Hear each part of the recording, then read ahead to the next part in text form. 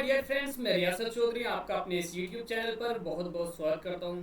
तो दोस्तों, आज हम पढ़ने वाले हैं परसेंटेज का पार्ट नंबर 4। जैसे कि आपने देखा, हमने इससे पहले भी 3 पार्ट डिस्कस कर लिए। जैसे फर्स्ट पार्ट हमारे पास रहा basic concept, fraction to percentage, percentage to fraction. बहुत सारी बेसिक चीज़ें हमने फर्स्ट लेक्चर में हमने सीखी। दूसरे लेक्चर में हमने उससे थोड़ा सा अच्छे लेवल, मतलब थोड़ा हाई लेवल पर हमने काम किया। अच्छा का मतलब ये नहीं है कि हाई लेवल पर काम किया।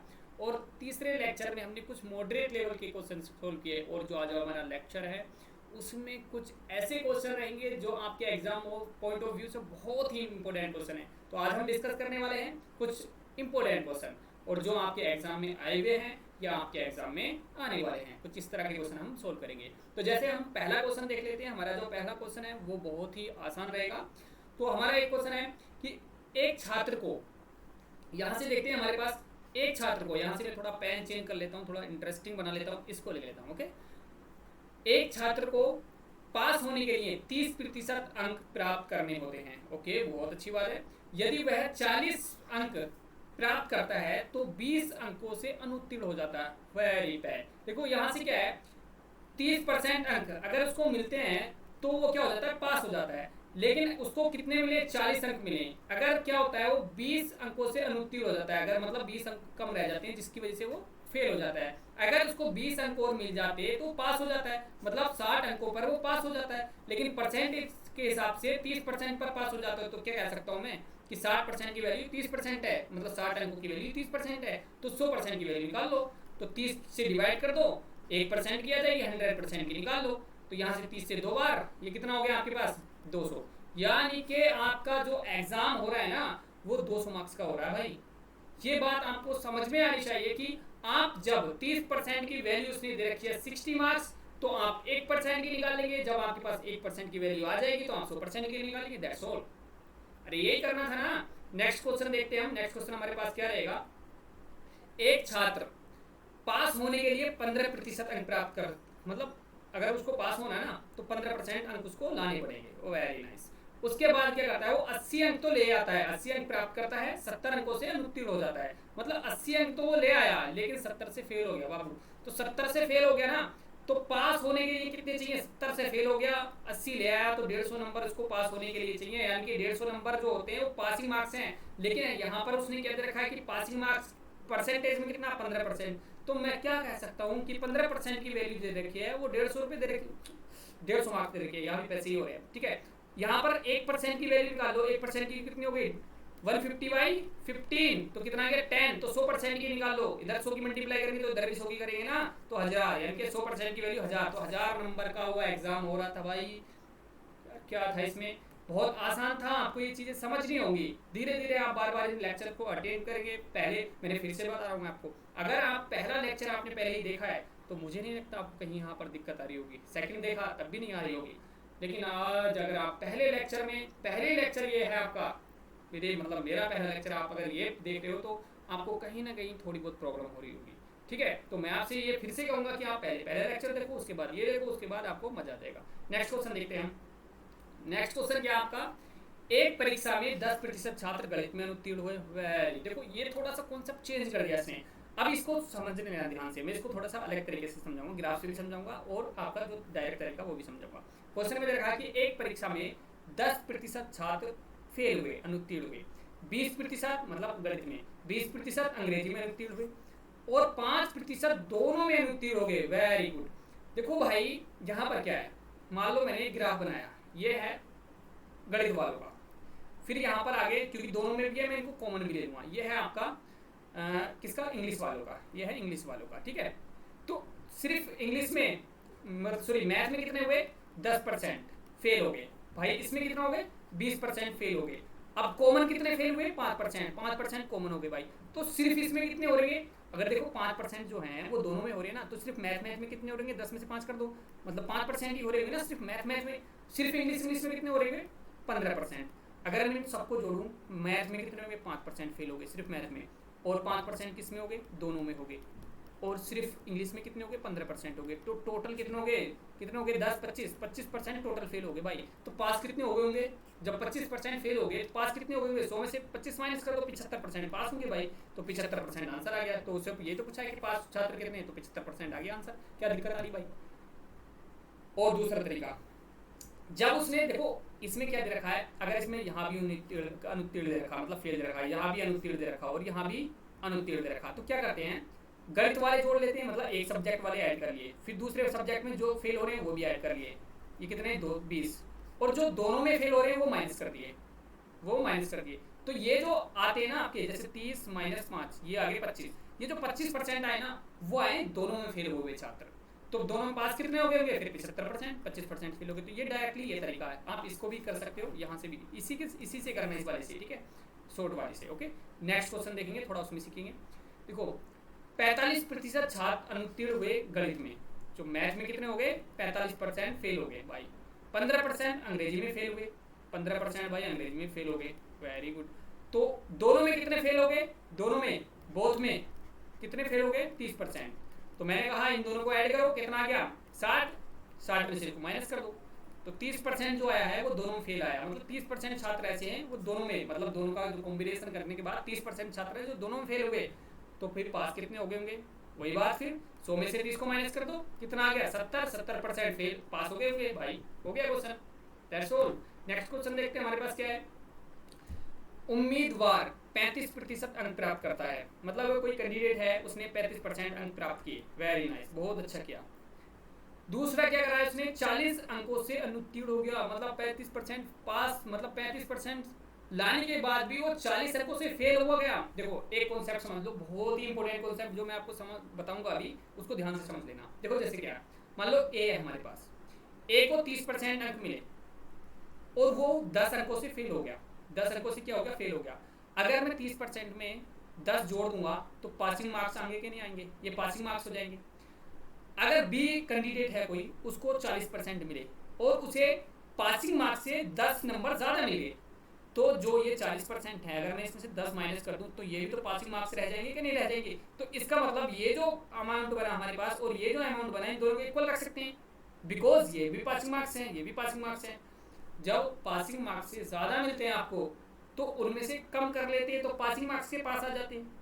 अगर पासिंग मार्क्स से कम रह जाते हैं तो उसमें ऐड कर लेते हैं, तो पासिंग मार्क्स पे पहुंच जाते हैं। तो क्वेश्चन कुछ ऐसे ही है, देखो कैसे क्या है, 35% अंक प्राप्त करता है और 40 अंकों से अनुत्तीर्ण हो जाता है। अगर मैं 40 अंक इसमें जोड़ दूं तो पासिंग मार्क्स हो जाएंगे कि नहीं हो जाएंगे? फिर दूसरी कंडीशन देखो क्या दे रखी है उसने, जबकि एक अन्य उम्मीदवार जो 60% अंक प्राप्त करता है और परीक्षा उत्तीर्ण करने के लिए न्यूनतम आवश्यक अंकों से 35% अंक अधिक प्राप्त कर लेता है।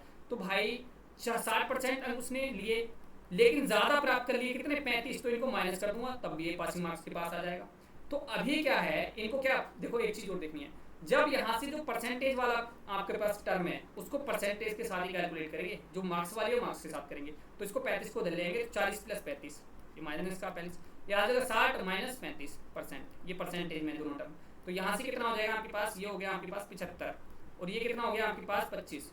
तो यहाँ पर 25% की वैल्यू 75 है, तो 100% की निकाल दो, 4 की मल्टीप्लाई इधर कर दूंगा तो 4 की इधर भी कर दूंगा, तो कितना हो गया, ये हो गया 300 और ये हो गया 100। 100% की वैल्यू कितनी आ गई 300, तो इसका मतलब 300 नंबर का पेपर हुआ भाई। कोई दिक्कत? कोई दिक्कत नहीं, बहुत ही आसान कॉन्सेप्ट था, बहुत ही अच्छा, मजेदार था, इंटरेस्टिंग था। नेक्स्ट क्वेश्चन देखते हैं हम।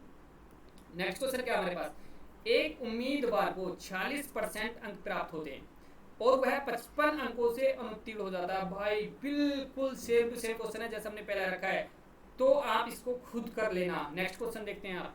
एक विद्यालय में 90% छात्र अंग्रेजी में उत्तीर्ण हुए, 85% छात्र गणित में उत्तीर्ण हुए और 150 दोनों में उत्तीर्ण हुए। भाई यहाँ पे कंफ्यूजन हो गया। देखो अभी जो हमने कुछ देर पहले क्वेश्चन किए थे, तो हम क्या करते थे, जो सेम क्वांटिटी होती है, मतलब ये भी उत्तीर्ण हुए, ये भी उत्तीर्ण हुए, इनको दोनों को जोड़ के वो वाले माइनस कर देते जो दोनों में उत्तीर्ण हुए। तो यहाँ पर तो भाई परसेंटेज में नहीं देखा, क्या दे रखा है उसने तो नंबर ही दे दिए स्टूडेंट्स के। तो इसका मतलब वो चीज तो यहाँ पे काम नहीं करेगी। दूसरा कॉन्सेप्ट क्या काम करेगा यहाँ पर, जब वो बोथ वाली चीज ना देना कि दोनों में कितने उत्तीर्ण हुए या अनुत्तीर्ण हुए, तो क्या करते हैं, जब इन दोनों को हम ऐड करते हैं तो 100 से ऊपर जाता है वो मामला। कितना जाता है वो? 100 से ऊपर जाता है। तो 100 से जो एक्स्ट्रा आता है वही हमारा क्या होता है, दोनों में उत्तीर्ण वाली परसेंटेज होती है। देखो क्या है, ये इन दोनों को जब हम सम करेंगे 90 प्लस 85 तो ये आ गया 175। तो 175 जो परसेंट आया ना, ये 100 से एक्स्ट्रा कितना जा रहा है, 75%। तो 75% ही क्या है हमारे पास, इसको 100 में से माइनस कर लेते हैं, जो होता है ना, जो आता है, मतलब उसको उनमें से 100 माइनस कर लेते हैं। तो वो जो 100 से एक्स्ट्रा आता है हमारे पास, वही क्या होता है आपके पास, प्रतिशत होता है, दोनों का प्रतिशत। ठीक है, सॉरी सॉरी भाई सॉरी। तो 75% दोनों का आ गया। तो उसने दोनों की वैल्यू कितनी रखी है, 75% की वैल्यू दे रखी है उसने 150। 75% की वैल्यू दे रखी है 150, तो 100% की निकाल लो भाई। 100% की निकालनी तो बड़ी आसान है, कैसे, 100% की निकाल लो, 75 से डिवाइड कर दो 75% से, 100 की मल्टीप्लाई कर दो, यही तो हो गया। ये कितनी बार, 2 बार, 200 आ गया। लो जी, 200 स्टूडेंट कुल हैं, मतलब टोटल छात्रों की संख्या जो है 200 स्टूडेंट्स की है। तो उम्मीद है ये समझ में आ गया होगा। अरे कुछ ज़्यादा फास्ट तो नहीं हो रहा, अगर मैं फास्ट पढ़ा रहा हूँ तो मैं आपसे ये कहूँगा कि आप वीडियो को 2x मतलब सॉरी उसको कम पे ले जाओ, मतलब 0.75 पे ले जाओ, या अरे इतनी फास्ट तो कोई दिक्कत नहीं है ना, इसमें बेसिक कॉन्सेप्ट है भाई, सीधे सीधे क्वेश्चन है, तो इसमें दिक्कत ही नहीं आनी चाहिए। नेक्स्ट क्वेश्चन देखते हैं हमारे पास क्या है। किसी परीक्षा में इंग्लिश में 70%, गणित में 80% अभ्यर्थी पास होते हैं, वेरी नाइस, और दोनों में ये फेल हो जाते हैं। भाई देखो, जब हम क्या करते हैं, यहाँ पर पास, ये दोनों, ये तो पास वाली क्वांटिटी है, ये वाली और ये वाली जो 5% है, और यहाँ पर जो दोनों दे रखी है फेल दे रखी है, तो हम जो काम करेंगे वो सेम में करेंगे, मतलब ये तो फेल भी करेंगे या पास भी करेंगे। तो हम क्या करते हैं, हम एक काम कर लेते हैं, इसको फेल बना लेते हैं। जब 70% इसमें गणित में पास हैं, तो फेल कितने होंगे, 30%। 30% फेल होंगे गणित में, 80% किसमें, दूसरे सब्जेक्ट में जो भी है, इंग्लिश में, चलो ये इंग्लिश का था, ये मैथ का था, इसमें अगर पास हैं तो 20% कितने होंगे, फेल होंगे। तो ये वाला फेल की टर्म आ गई, ये फेल की टर्म आ गई, तो दोनों को ऐड कर दो। तो फेल को इनको दोनों को ऐड कर दिया, कितना आ गया 50, और दोनों वाले माइनस कर दो, जो बहुत होते हैं उनको माइनस कर देते, तो कितना आ गया 50 माइनस 10 40। तो 40% छात्र क्या होंगे, फेल होंगे। तो पास कितने छात्र होंगे भाई, 60%। 60% छात्र पास होंगे, ये बात समझ गए। और उसने देखा यदि 144 विद्यार्थी दोनों विषयों में पास हों, तो भाई 144 रखिए, किसकी वैल्यू, 60 की वैल्यू। तो 60 की वैल्यू कितनी हो गई, 144, तो आप 100 की वैल्यू निकाल लो, तो कितना हो जाएगा 144 बटे 60, अरे एक की वैल्यू कितनी आएगी 60 इंटू 100। तो भाई 1 0 से 1 0 कैंसिल हो गया, 6 से कट गया कितनी बार, 6 दूनी 12, 6 चौक 24, और ये कर दिया 240, यानी कि टोटल जो स्टूडेंट्स थे वो 240 थे। That's all, that's it. Next question देखते हैं हमारे पास क्या है। नेक्स्ट जो हमारे पास क्वेश्चन है, 40 लोग समाचार पत्र एक्स, बिल्कुल सेम क्वेश्चन है भाई, खुद से करोगे। देखो 40% क्या है अबे क्या हो गया मेरे को, 40% लोग समाचार पत्र एक्स पढ़ते हैं, 50% लोग समाचार पत्र वाई पढ़ते हैं, और 10% लोग दोनों समाचार पत्र पढ़ते हैं। तो सेम हो गया ना, बिल्कुल सेम क्वेश्चन हो गया। और इसका आंसर दो कमेंट्स बॉक्स में, बताओ मुझे, बताओ क्या आंसर आया इसका। नेक्स्ट क्वेश्चन देखते हैं। प्रत्येक प्रश्न ए, प्रश्न 1, जो 1 अंक वाले, 1 अंक वाले 80 प्रश्नों की एक परीक्षा में अर्पिता पहले 40 प्रश्नों के 75% सही उत्तर देती है। देखो भाई बहुत बहुत मोस्ट क्वेश्चन है, ध्यान से समझना कैसे करेंगे इसको। जो अर्पिता है 80 क्वेश्चन सोल्व करेगी, वो उसमें जो 40 क्वेश्चन है ना पहले, उनका कितना 65% सही उत्तर देगी।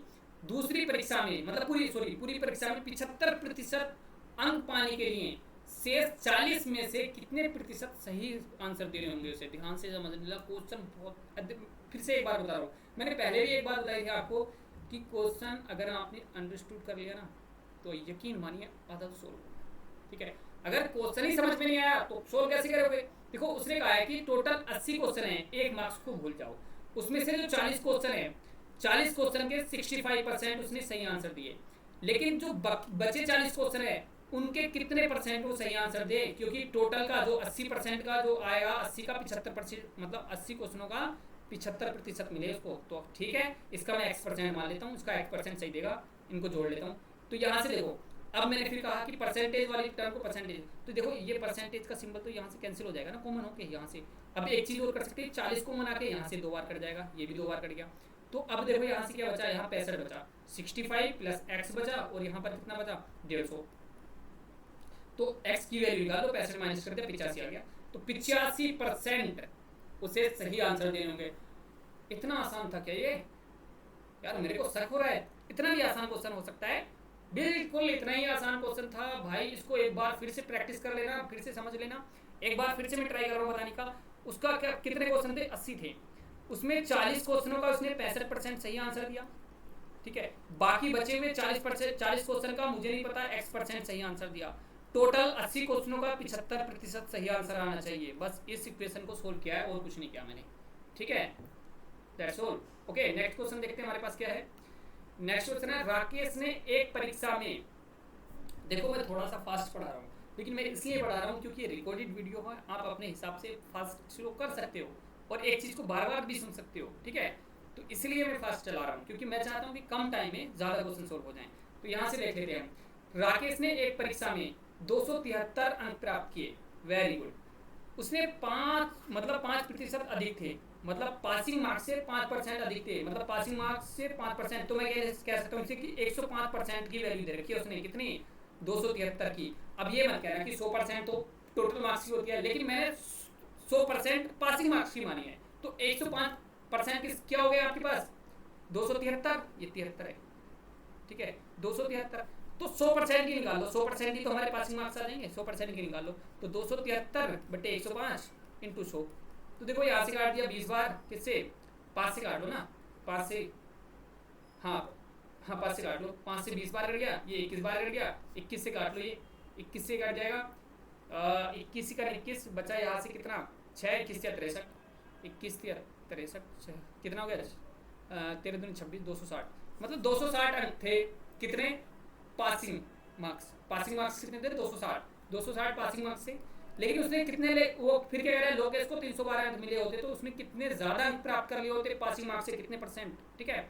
वो कह रहा है कि कितने परसेंट अधिक अंक प्राप्त कर लेता अगर वो 312 लेता। तो देखो 312 से कितने ज्यादा हो रहे, मतलब 260 से कितने ज्यादा हो रहे, 312, 52, अरे 2 और 5, 52 अंक क्या हो गए, ज्यादा हो गए। किस पर, 52 अंक 260 पर ज्यादा हो गए, तो 100% निकाल लो, 1 0 से 1 0, ये कितना, 26, कितना गया, 20%। तो 20% ज्यादा हो जाते भाई। दिक्कत आ रही, अच्छा फास्ट चल रहा, फिर से देखो क्वेश्चन में क्या दे रखा है उसने, पासिंग मार्क्स दे रखे हैं उसने ये वाले, मतलब पासिंग मार्क्स से 5% ज्यादा, तो 1%, मतलब मैंने लिखा 105% की वैल्यू रख ली, 100% की निकाली, पासिंग मार्क्स आ गए आपके पास। फिर क्या है, उसने कहा कि 312 अंक मिले होते तो कितने प्रतिशत ज्यादा प्राप्त कर लेता पासिंग मार्क्स से। तो उसने पासिंग मार्क्स से कितने ज्यादा प्राप्त कर लिए, 52 प्राप्त कर लिए ज्यादा। तो 52 कितने प्रतिशत ज्यादा हो जाएंगे कि 260 पे तो निकालेंगे हम, जो हमारे जिन मार्क्स पे ज्यादा होते हैं उन पे तो निकालते हैं हम। तो 260 पे कितने ज्यादा हो गए, 20% ज्यादा हो गए, ठीक है, बस ये 20% ज्यादा प्राप्त कर लेता। नेक्स्ट क्वेश्चन देखते हैं हमारे पास क्या है। एक परीक्षा में 40, 50, 60 छात्रों वाले 3 समूह ने भाग लिया, वेरी गुड। कितने लोग हैं, 40% का एक लोग, 40 लोग का एक समूह है, 50 लोगों का एक समूह है, 60 लोगों का एक समूह है, ओके। और कुल उनका उत्तीर्णता का प्रतिशत, मतलब 40 पर ये कितने, 100% उत्तीर्ण हो जाते हैं। फिर दूसरा पर 90% और 80% उत्तीर्ण हो जाते हैं। इसके 90% हो जाते हैं और इसके 80% हो जाते हैं। तो इसका 100% तो 40 ही लोग आएंगे, इसका 90% कितना होगा, 5 9 45, यानी कि 45 लोग यहाँ पर आएंगे, 50 में से 45 पास हो जाएंगे क्योंकि 90% पास हो रहे हैं। और यहाँ पर 80%, मतलब कितना हो गया, 80, तो आपने काट दिया 8 6 48, 48 लोग आ गए, ठीक है। तो ओवरऑल कितने लोग हो गए, पहले ओवरऑल कितने लोग थे, 40 60 100 150, 150 लोग थे, कितने पास हो गए, 120 और 8 128 और 5 133 लोग हो गए। तो 133 लोग पास हुए कितने पर, 150 पर कितने परसेंट हो गया भाई, लगा लो। तो 50 से काट लो 2 बार, 50 से काट लो 3 बार, ये कितना हो गया, इसको डिवाइड कर लो 6 6 2 से काट लो 3 बार, तो 3 8 24, 3 8 24 पॉइंट कितना बचा यहाँ पर, 2, 3 6 18, ये आ गया। तो कहाँ पर है ये आंसर भाई, ये आ गया, लो जी हो गया आंसर, दैट्स ऑल। यार क्या दिक्कत आ रही है भाई, समझ में आ गया होगा उम्मीद है भाई, अगर नहीं आया तो एक बार पीछे से फिर से देख लो। उसने कहा कि 40 लोग 50 लोग इनके परसेंट दे रखे, कितने कितने पास हो गए, तो कितने कितने लोग पास हुए हैं वो हमने निकाल लिए। टोटल लोग कितने थे वो हमने निकाल लिए, कितने पास हुए वो हमने निकाल लिए, टोटल लोगों पर कितने पास हुए उसकी परसेंटेज निकाल ली, बस यही क्वेश्चन था। नेक्स्ट क्वेश्चन देखते हैं हमारे पास क्या है। एक आयत की भुजाओं को मापने में एक भुजा को 30%, भाई मैंने ये शुरू के लेक्चरों में करा दिए हैं इस तरह के क्वेश्चन, तो मैं चाहूँगा कि इसका सॉल्यूशन आप निकालो और कमेंट्स बॉक्स में इसका आंसर डालो। भाई फिर से एक बार इसको ध्यान से पढ़ना, मैंने इस तरह के क्वेश्चन पहले करा दिए फर्स्ट लेक्चर्स में, तो इसका सॉल्यूशन निकालो और कमेंट्स बॉक्स में डालो। नेक्स्ट क्वेश्चन देखते हैं हम क्या है हमारे पास। नेक्स्ट क्वेश्चन है, एक आदमी अपनी आय का 60% खर्च करता है, उसकी आय में 15% की वृद्धि हुई और उसके व्यय में भी 5% की वृद्धि हुई, उसकी बचत में प्रतिशत वृद्धि ज्ञात कीजिए। देखो भाई ऐसे क्वेश्चन को कैसे सोल्व करेंगे, हमारे पास है तो कुछ नहीं, आंसर भी परसेंटेज में निकाल रखा है और दे भी परसेंटेज में रखा है, तो ऐसे क्वेश्चन को कैसे सोल्व करते हैं। मान लिया उस कोई आदमी है, उसकी आय मैंने 100 रुपये मान ली, ओके, 60% उसने खर्च कर दी, 60 रुपये खर्च कर दिया, ओके, फिर उसने 15% खर्च कर दी, सॉरी बचत कितनी होगी, 40 उसकी बचत हो गई होगी। अरे भाई 100 रुपये थे उसकी आय, 60% खर्च कर दी, 60 रुपये खर्च हो गए, 40 रुपये बच गए, ओके, यही हुआ है। उसके बाद उसने क्या कहा है कि 15% की वृद्धि हो जाती है उसकी आय में 15% की वृद्धि होगी, तो 100 पर 15% की वृद्धि जब होगी तो कितना हो जाएगा 15% की वृद्धि पर 115, तो उसकी आय होगी 115। फिर उसने कहा कि उसके व्यय में, उसके खर्च में 5% की वृद्धि होती है, तो इसका 60 का 5% निकालेंगे तो 60 का 10% तो होता है 6, तो 5% हो गया 3, तो कितना हो गया 63। तो उसकी किसमें व्यय में भी 63, मतलब 63 हो गया, कब 5% की वृद्धि करने के बाद। अरे इसका 60 का 5% निकाल लोगे, साइड में निकाल लेना, 60 का 5% निकाल दिया आपने तो कितना हो गया, ये 20 और 20 से काट दिया 3 बार, 3 आ गया तो 63 हो गया। 5% निकलने के बाद वृद्धि हुई है ना, तो 103% निकालो जाए। उसके बाद जो बचा हुआ है वो देख लेते हैं, मतलब बचत कितनी हो जाएगी। अब जब आय तो है 115, खर्चा है 63, तो बचत कितनी हो जाएगी, 115 में से 63 माइनस कर दो तो बचत ही तो आएगी हमारे पास। अरे आय तो ये होगी, इनकम ये हो गई, खर्च ये हो गया, तो बचत कितनी हो जाएगी, इनकम में से खर्च निकाल दो, 2 5 52, यहाँ से कितना गया 52। तो अब यहाँ से देखो भाई कितने बढ़ गए, पहले से वो कह रहा है कि बचत में कितनी प्रतिशत वृद्धि हुई, तो बचत 12 बढ़ गई ना, 12 रुपये बढ़ गए, कितने पर 40 पर, 12 रुपये बढ़ गए 40 पर, तो कितने प्रतिशत हो जाएगी, निकाल लो परसेंटेज। 10 से तो 10 कैंसिल, 4 से 3 बार 30% आ गया भाई, तो 30% की वृद्धि हो जाएगी उसकी बचत में। तो उम्मीद है क्वेश्चन समझ में आ गया होगा। नेक्स्ट क्वेश्चन हम देखते हैं और उसको सोल्व करते हैं। क्या है हमारे पास नेक्स्ट क्वेश्चन, 3 व्यक्ति ABC जिनके वेतनों का जोड़ 72,000 है, वेरी गुड वेरी नाइस, अपने वेतन का 80%, अपने वेतन का 80, 85 तथा 75% खर्च कर देते हैं, ओके। यदि उन तीनों की बचतों का अनुपात ये है, उनकी बचत ये है, तो एक का वेतन कितना होगा।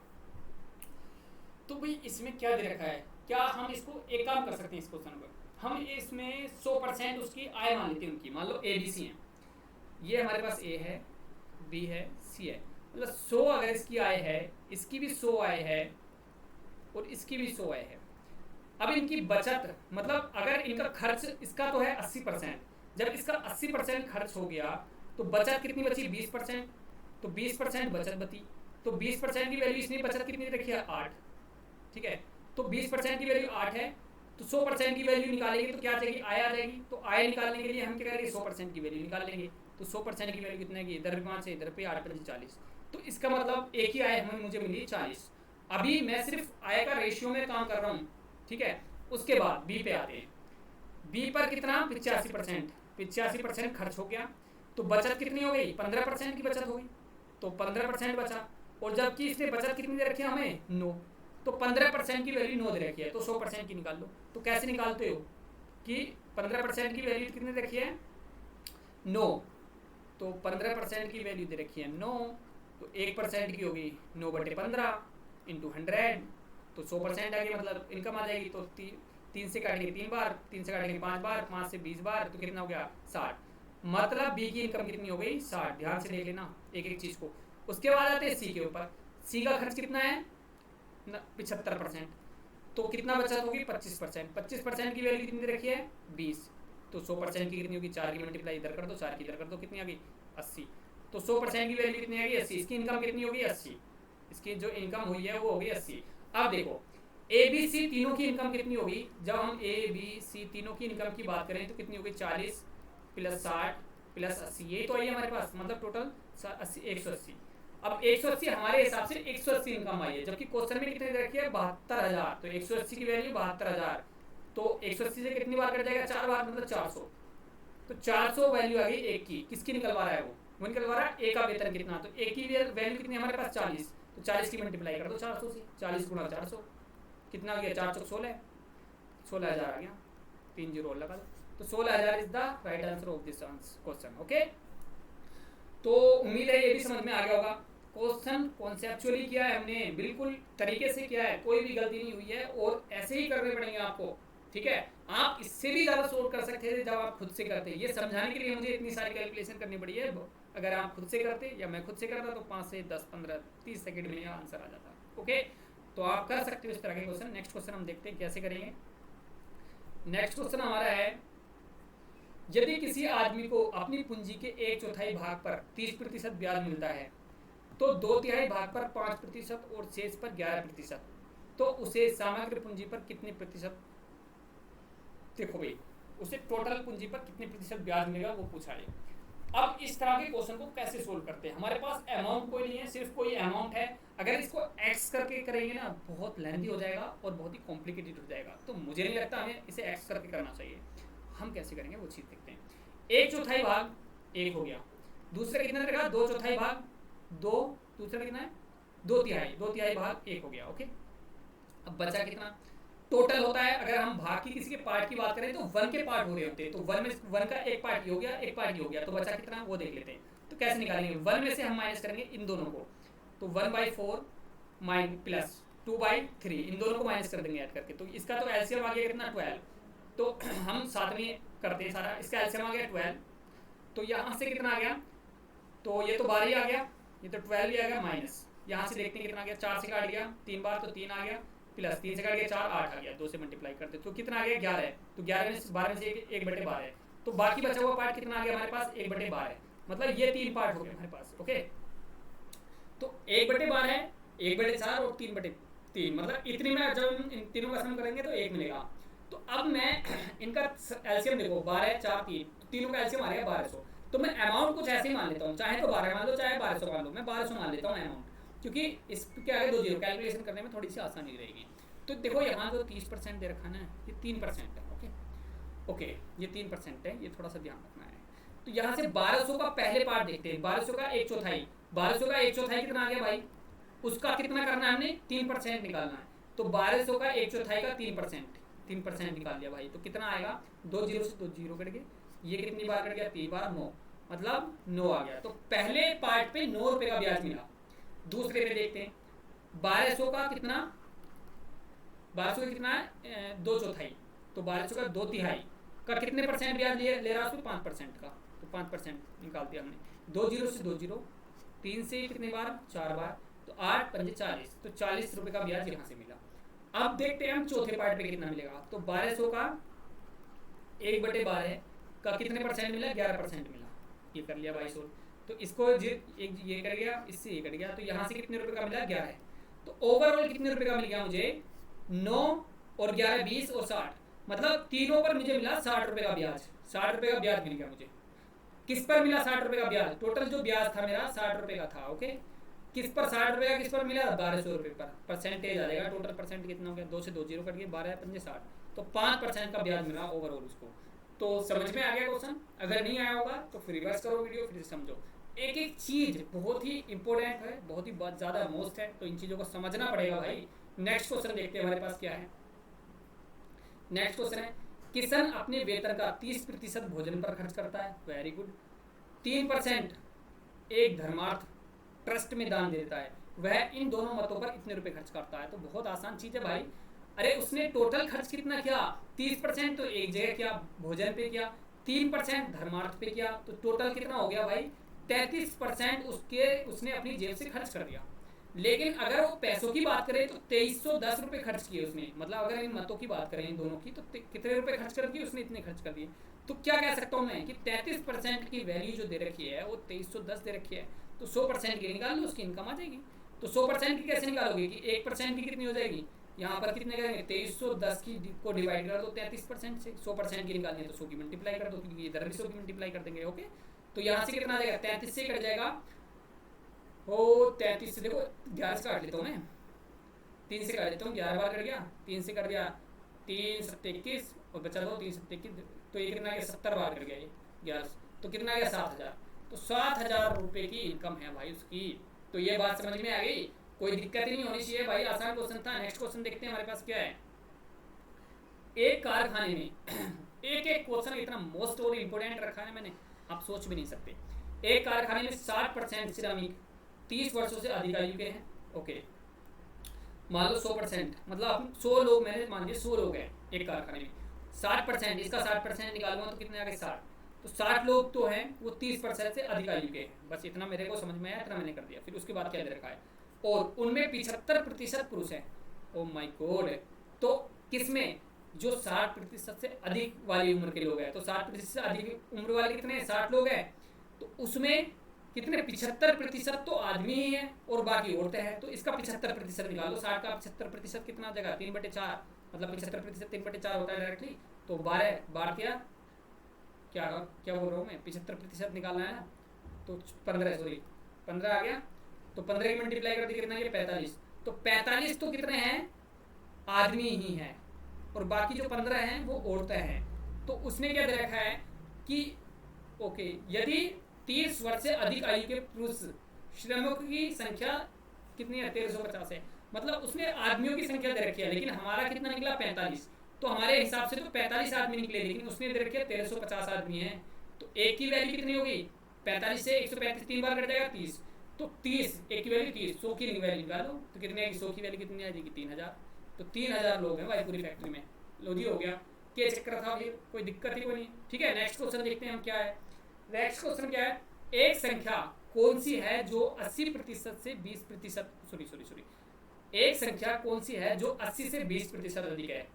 मैंने फ्रैक्शंस ऐसे सिखाई है ना आपको पहले दूसरे लेक्चर में, अगर आपने लिए होंगे ना तो आप इसको नो क्वेश्चन कर देते, लेकिन क्या करें, आप लोग लिए ही होंगे, अगर लेते तो आप पोस्ट करके आगे निकल जाते, मतलब थोड़ा स्किप करके वीडियो को। ठीक है, देखो कैसे 20% अधिक है, तो 20% जब अधिक होती है तो इसकी फ्रैक्शन वैल्यू कितनी है 1/5, तो 5 से कितनी हो गई 6, 5 से हो गई 6। तो वो कह रहा है कि 80 जो 80 से 20% अधिक है, मतलब इसका मतलब 5 से 6 20% अधिक है ना, तो इसका मतलब 5 की वैल्यू कितनी हो गई 80, कितनी बार मल्टीप्लाई हो रहा है 16, 16 पंजे 80 तो होता है, इसमें भी 16 की मल्टीप्लाई कर दो भाई, तो कितना है 96, तो इसका मतलब वो वैल्यू 96 है। ठीक है, यानी कि जो 80 से 96 20% ज़्यादा है, यही मतलब है ना, तो इसका आंसर क्या हो गया 96। इतना आसान था क्या, बिल्कुल भाई इतना ही आसान था, लेकिन आपने ध्यान नहीं दिया, ट्राई नहीं किया। नेक्स्ट क्वेश्चन देखते हैं, यदि एक संख्या 10% कम कर दी जाए वेरी गुड, 10% की फ्रैक्शन, अरे क्वेश्चन जैसा बोल रहा है वैसे करते चल जाओ, 10% कम कर दी तो 10 से 9, नेक्स्ट क्या कह रहा, तो वह 54 हो जाती है, तो भाई 9 की वैल्यू 54 दे रखी है उसने। अरे 10% जो कम हुई संख्या है वो 9 ही तो है, और 9 की वैल्यू 54 दे रखी है, तो कितनी बार मल्टीप्लाई हो रही है 6 की 9 का 54, तो संख्या कितनी हो गई वो 60। अब आगे बढ़ते हैं, उसे 72 करने के लिए कितने प्रतिशत की वृद्धि करनी पड़ेगी, भाई 60 से 72 ले जाने के लिए कितना बढ़ाना पड़ेगा 12, तो प्रतिशत निकालेंगे तो कितना होगा कि 12 को कितना किस पर बढ़ाना पड़ेगा 60 पर, तो निकाल लो प्रतिशत, 1 0 से तो 1 0 कैंसिल, 6 से 2 बार, तो कितना हो गया 12, मतलब 20%, मतलब 20% बढ़ाना पड़ेगा किस पर 60 को, जब 20% बढ़ाएंगे तो 72 आएगा। तो क्या कह रहा है कि 72 लाने के लिए उस संख्या को कितना बढ़ाना पड़ेगा, उस संख्या का मतलब 60 को। ओके, नेक्स्ट क्वेश्चन देखते हैं। नेक्स्ट क्वेश्चन है हमारे पास, जब एक संख्या का 60% किसी अन्य संख्या से घटाया जाए तो दूसरी संख्या घटकर अपने का 52% रह गई, पहली संख्या का दूसरी संख्या से अनुपात है।